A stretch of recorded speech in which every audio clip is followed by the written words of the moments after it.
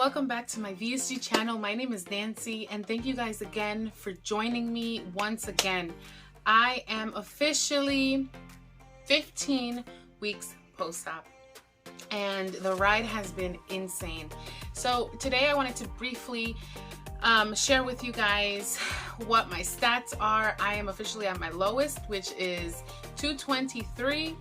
I am ecstatic. In the past 2 weeks, I've lost almost 5 pounds, so that's great. I was at a stall for a while, so finally I broke it, and it's been awesome. I'm wearing jeans that are 2 sizes smaller than what I was before surgery, so that's exciting. But I don't want to talk about my journey per se, my life after VSG journey today. I wanted to talk to you guys about food addiction. And it's something that we really don't talk about as human beings. Any type of addiction, you know, causes emotions in us. And I wanted to just share my personal experience with food addiction. I personally have never been to counseling because of it, but I do think that in one way, shape, or form, the reason why I got so heavy, not only was it because I had health issues, but it was because I did have a bad relationship with food, and I currently am still going through that. I just know how to cope with my anger, my emotions, whatever happens to me, I can cope with it a little bit better than what than how I was doing it before. So a lot of people think that just because you get some type of bariatric surgery, all the issues in your brain are gonna just go away. So you're not gonna eat anymore, you're gonna make healthy choices, and they think that the switch is automatic. And it's so wrong, because you know, your stomach is fixed, but your brain is not fixed. And that's one of the hard realizations that I had to go through. Like I said, I'm 15 weeks post-op, and I'm approaching my 50-pound weight loss, but it has not been easy. You know, growing up, my parents owned a restaurant business, so food was always accessible to me. My mom never cooked at home because, you know, we had the food at the restaurant, so I would just go there. Or if I didn't want to eat restaurant food, I would just purchase food someplace else, or my parents would buy me food someplace else. So, you know, I never really had a home cooked meal. Constantly eating out, and you know, if I was sad, if I was depressed, if I went through a breakup, if I was happy, if I wanted to celebrate it, if I was anxious, if I was stressed, food was always my way of coping with all that.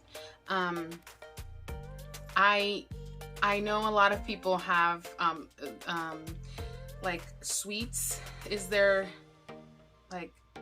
issue. My issue wasn't sweets. My issue is just food in general, just a lot of quantity of food, like big mountains of food. And you know, it's sad because if I was happy and I was excited because something had happened to me, or I was celebrating something, I would just celebrate with food. And now that I think about it, it's crazy, because not only was I messing myself up, but you know, there are other ways to celebrate. But you know, excuse me, when I was going through all that, you know, anything, whether it was being happy or sad, I was always leaning towards food. And that's literally something in your head, like something in your mind that you have to work through.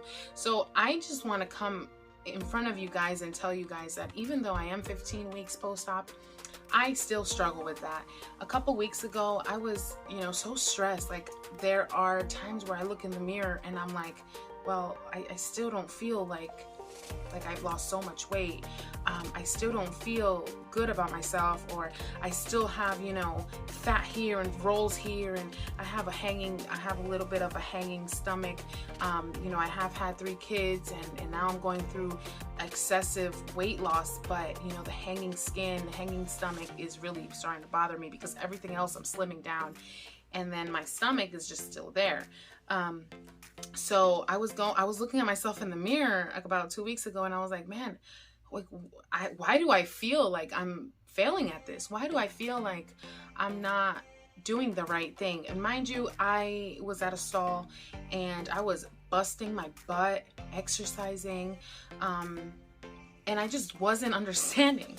So, you know, my old Nancy, my old self came back, and I basically had like 3 bags of Cheez-Its, and you know, after that 3rd bag, I felt really full, and I was like, it was the little bags, just so you guys know, the 100 calorie bags, but I was like, what am I doing to myself? Like, I just put myself through surgery, and why am I going down this rabbit hole that has no ending? And I know that to get out of that is super hard. You know, I it's just mentally, I was not okay 2 weeks ago. The kids were stressing me out. You know, we were just going through some stuff at home, and it's just been a lot. It's just been a lot. But there are other ways to cope with this. And I was reading an article a couple weeks ago, and they were saying how, like, some of the things with any addiction, some of the things that you're gonna feel afterwards, after you do that action, that action of addiction, whether it's drinking or, you know, having food addiction, is that you're gonna feel guilty afterwards. And how many of us have felt guilty after eating that extra donut? Or how many of us have felt guilty, like I did, eating those bags of Cheez-Its, or eating the bag of chips, or having the chocolate excessively, because I felt sad or because I felt stressed? But on the other side, if you flip that, I felt stressed and disappointed in myself, and I wasn't happy. I was embarrassed that I was doing that and literally sabotaging myself. You know, when you think about it and when you put things into perspective, you're like, why do I do this to myself? But it is so hard, and firsthand, I go through it, and I still go through it. So I just want to share this with you guys, because a lot of people that see me on Instagram, a lot of my family, they look at me, they're like, wow, you look so great, or you're losing weight, and you look so different, and you look so happy, and you're glowing and all that. But no one knows what's really going on behind that glow, behind the weight loss.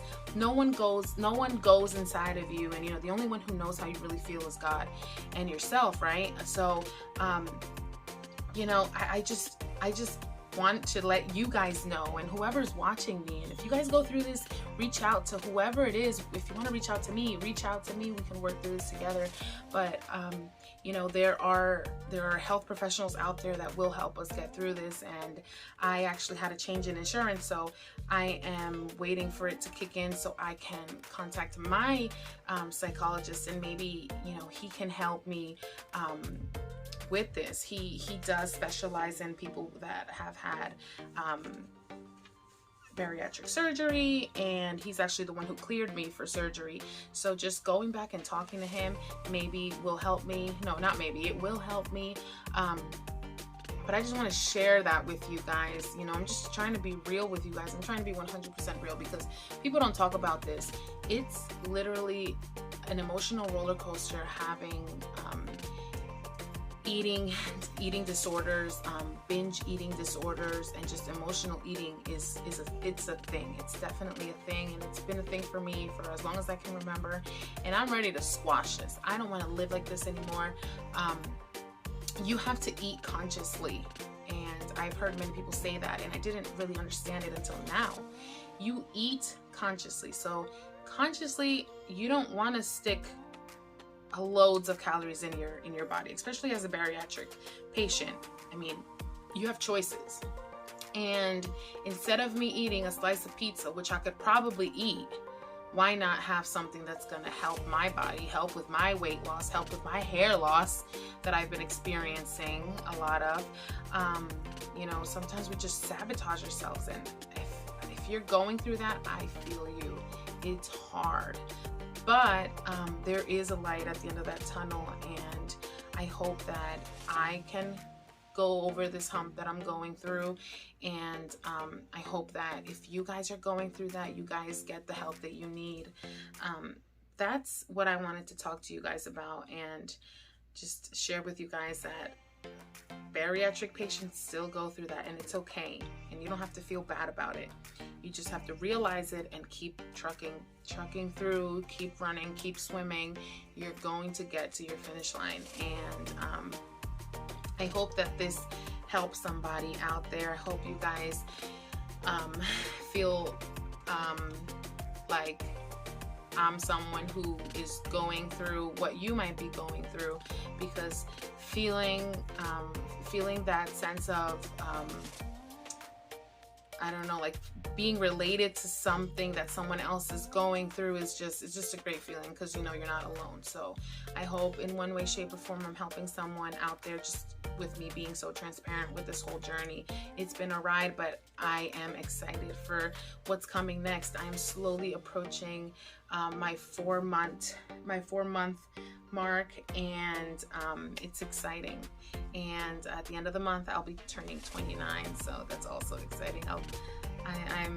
I get excited every time I turn another year, but as I slowly am approaching 30, it gets more and more exciting, because I know I'm no longer, you know, it's that young girl who had 3 kids. Now I am going to be 30, and things are changing for us, so that's super exciting. And this surgery has been the best thing that I could have ever done. So I hope you guys stick around. If you guys have any questions, reach out, Instagram, or comment down below. I hope you guys have a fabulous week. I hope I see you guys next week, and follow me on Instagram. I'll see you guys later. Bye.